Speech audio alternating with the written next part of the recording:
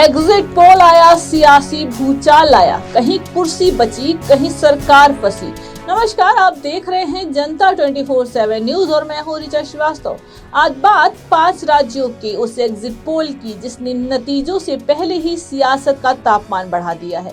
पश्चिम बंगाल, असम, केरल, तमिलनाडु और पुडुचेरी, इन 5 चुनावी मैदानों से जो एग्जिट पोल सामने आए हैं, उन्होंने कई बड़े संकेत दिए हैं। कहीं बीजेपी को बढ़त मिलती दिख रही है, कहीं कांग्रेस वापसी करती नजर आ रही है, कहीं लेफ्ट की पकड़ कमजोर पड़ती दिख रही है और कहीं साउथ की राजनीति में फिल्मी स्टारडम का नया प्रयोग चर्चा में है। लेकिन सबसे बड़ा सवाल यही है, क्या एग्जिट पोल सच में जनता का मूड दिखा रहे हैं या फिर असली तस्वीर 4 मई को ईवीएम खुलने के बाद ही सामने आएगी? क्योंकि एग्जिट पोल अनुमान होते हैं, परिणाम नहीं, और भारतीय राजनीति में कई बार एग्जिट पोल की दिशा और असली नतीजों की दिशा अलग भी रही है। सबसे पहले बात करते हैं पश्चिम बंगाल की, क्योंकि इस चुनाव की सबसे बड़ी राजनीतिक लड़ाई यही दिखाई दे रही है। रिपोर्ट के मुताबिक बंगाल में पोल ऑफ पोल्स में टीएमसी और बीजेपी के बीच कांटे की टक्कर बताई गई है। रिपोर्ट में टीएमसी को 147 सीटें और बीजेपी को 137 सीटें मिलने का अनुमान है, जबकि कांग्रेस और लेफ्ट को 2-2 सीटें और अन्य को 6 सीटें मिलने का अनुमान है।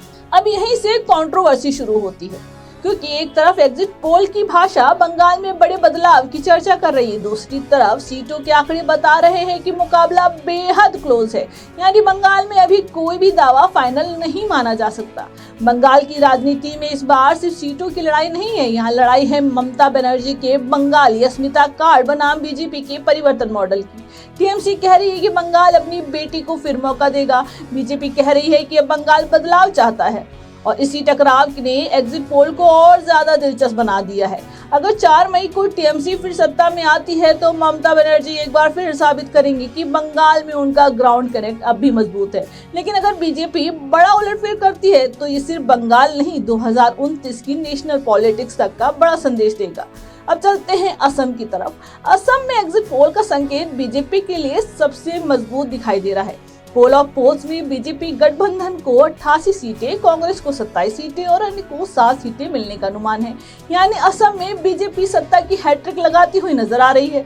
असम का संदेश साफ है, अगर ये अनुमान सही साबित होते हैं तो हेमंत बिस्वा शर्मा को नेतृत्व और मजबूत होगा। असम में बीजेपी ने विकास, वेलफेयर स्कीम्स, आइडेंटिटी पॉलिटिक्स और स्ट्रॉन्ग लीडरशिप को मुद्दा बनाया। वहीं कांग्रेस ने एंटी इंक्यूमेंसी और स्थानीय मुद्दों के सहारे वापसी की कोशिश की है।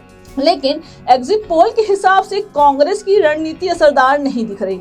यही वजह है कि असम को बीजेपी के लिए सबसे कंफर्टेबल स्टेट माना जा रहा है। अब बात केरल की। केरल हमेशा से सत्ता परिवर्तन की राजनीति के लिए जाना जाता रहा है, लेकिन पिछली बार लेफ्ट ने इतिहास बदलते हुए दोबारा सरकार बनाई थी। इस बार एग्जिट पोल संकेत दे रहे हैं कि केरल में फिर सत्ता बदल सकती है। पोल ऑफ पोल्स के मुताबिक कांग्रेस नेतृत्व वाले यूडीएफ को 77 सीटें मिल सकती हैं, जबकि एलडीएफ को 59 सीटों पर संतोष करना पड़ सकता है। बीजेपी को 2 और अन्य को भी 2 सीटें मिलने का अनुमान है। यानी अगर ये आंकड़े सही साबित होते हैं तो पिनराई विजयन सरकार को बड़ा झटका लग सकता है। यहाँ कंट्रोवर्सी का एंगल ये है कि केरल में लेफ्ट की डिफीट सिर्फ एक राज्य की हार नहीं होगी, या राष्ट्रीय स्तर पर वामपंथी राजनीति के लिए बड़ा संकेत होगी, क्योंकि बंगाल में लेफ्ट पहले ही कमजोर हो चुका है। त्रिपुरा में भी पहले जैसी स्थिति नहीं रही।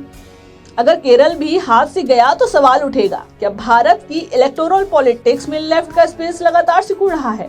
अब आते हैं तमिलनाडु पर। तमिलनाडु का एग्जिट पोल सबसे दिलचस्प इसलिए है क्योंकि यहाँ राजनीति में एक फिल्मी नाम बड़ा फैक्टर बनकर उभरा, थलपति विजय। तमिलनाडु में डीएमके गठबंधन को 130 सीटें, एआईएडीएमके गठबंधन को 65 सीटें, विजय की पार्टी टीवीके को 31 सीटें और अन्य को 8 सीटें मिलने का अनुमान है। यानी आंकड़ों के अनुसार डीएमके सत्ता में वापसी करती दिख रही है, लेकिन विजय की टीवीके भी पहली बार में बड़ा प्रभाव छोड़ती नजर आ रही है। यहाँ असली कहानी सिर्फ सरकार बनाने की नहीं है, असली कहानी है तमिलनाडु की राजनीति की। दशकों से तमिलनाडु की राजनीति डीएमके और एआईडीएमके के बीच घूमती रही है, लेकिन अगर विजय की पार्टी 30 के आसपास सीटें ले आती है तो ये सिर्फ डब्ल्यू नहीं बल्कि एक पॉलिटिकल वार्निंग होगी। मतलब साफ है, आज टीवीके किंग मेकर नहीं बनी तो कल पावर प्लेयर जरूर बन सकती है, और ये बात डीएमके और एआईडीएमके दोनों के लिए चिंता की वजह हो सकती है। अब बात पौंडीचेरी की। पौंडीचेरी में बीजेपी गठबंधन को 17 सीटें, कांग्रेस गठबंधन को 9 सीटें और उनको 3 सीटें मिलने का अनुमान है।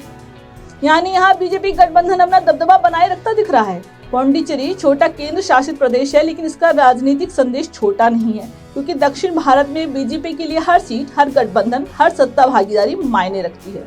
अगर पौंडीचेरी में एनडीए मजबूत रहता है, असम में बीजेपी हैट्रिक लगाती है और बंगाल में बड़ी चुनौती खड़ी करती है, तो बीजेपी इस नेशनल नैरेटिव में अपने पक्ष में इस्तेमाल करेगी। अब बड़ा सवाल, इन एग्जिट पोल्स से कौन खुश है और कौन परेशान?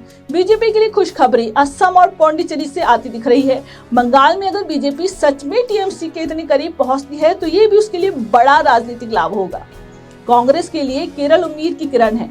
अगर यूडीएफ वापसी करता है, तो कांग्रेस को लंबे समय बाद एक बड़ा स्टेट लेवल बूस्ट मिलेगा। टीएमसी के बंगाल सर्वाइवल की लड़ाई है। जीत मिली तो ममता बनर्जी फिर नेशनल अपोजिशन पॉलिटिक्स में मजबूत चेहरा बनेंगी। हार हुई तो ये टीएमसी के लिए ऐतिहासिक झटका होगा। डीएमके के लिए तमिलनाडु में सत्ता वापसी राहत होगी, लेकिन विजय की एंट्री भविष्य की चुनौती बन सकती है।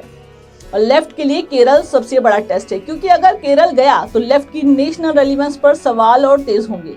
लेकिन यहाँ एक बात याद रखनी जरूरी है, एग्जिट पोल आखिरी फैसला नहीं होते। ये सिर्फ वोटिंग के बाद लोगों से लिए गए सैंपल पर आधारित अनुमान होते हैं। कई बार ये सही बैठते हैं, कई बार पूरी तरह पलट भी जाते हैं। इसलिए 4 मई को असली तस्वीर सामने आएगी। तब पता चलेगा बंगाल में ममता का किला बचा या बीजेपी ने सेंध लगा दी, असम में हेमंता की हैट्रिक लगी या कांग्रेस ने सरप्राइज दिया, केरल में लेफ्ट गया या फिर एग्जिट पोल गलत साबित हुई, तमिलनाडु में डीएमके की वापसी हुई या विजय ने इक्वेशन बदल दिया, और पौंडीचेरी में एनडीए ने दबदबा बनाए रखा या मुकाबला पलटा। फिलहाल एग्जिट पोल ने सियासत को गर्म कर दिया है, लेकिन लोकतंत्र में आखिरी फैसला न एग्जिट पोल करता है न राजनीतिक दावे। आखिरी फैसला जनता की वोट और ईवीएम की गिनती करती है। तो इंतजार कीजिए 4 मई का, क्योंकि उस दिन तय होगा एग्जिट पोल सही थे या जनता ने फिर से सबको चौंका दिया। फिलहाल इस पूरी चुनावी तस्वीर पर आपकी क्या राय है? क्या एग्जिट पोल भरोसेमंद लग रहे हैं या 4 मई को बड़ा उलटफेर होगा?